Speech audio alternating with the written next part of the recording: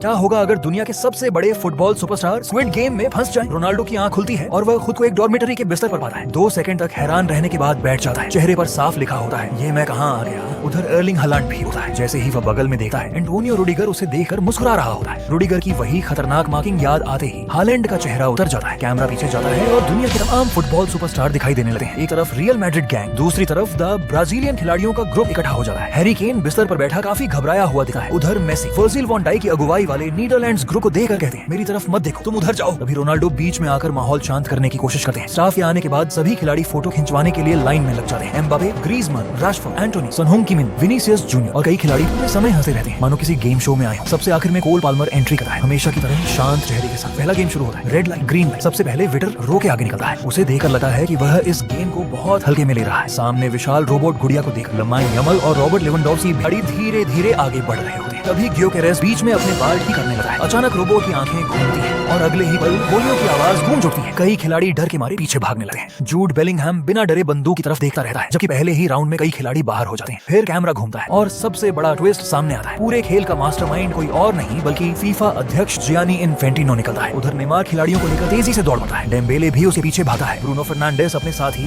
दालोर को साथ लेकर दौड़ता है। रोनाल्डो सबसे आगे निकल जाते हैं, जबकि पीछे रह गए रुडिगर अपनी मशहूर ऊंची टांगों वाली दौड़ लगाते हैं। लेकिन तभी रोबोट गुड़िया एक बार फिर पीछे मुड़ जाती है। बुकायो साका डर के मारे वहीं रुक जाता है। तभी पीछे से चेलिनी उसे धक्का देकर आगे फेंक देता है और साका गोली का शिकार हो जाता है। यह देखकर लुइस सुआरेज गुस्से से भर जाता है और अपने पुराने अंदाज में फिर से चेलिनी को काट लेता है। उधर हालैंड आराम से ध्यान लगाकर बैठा रहता है। आखिरी सेकंड में केविन डी ब्रुयने उसे जबरदस्ती उठाकर कंधे पर डालता है और दोनों किसी तरह फिनिश लाइन पार कर लेते हैं।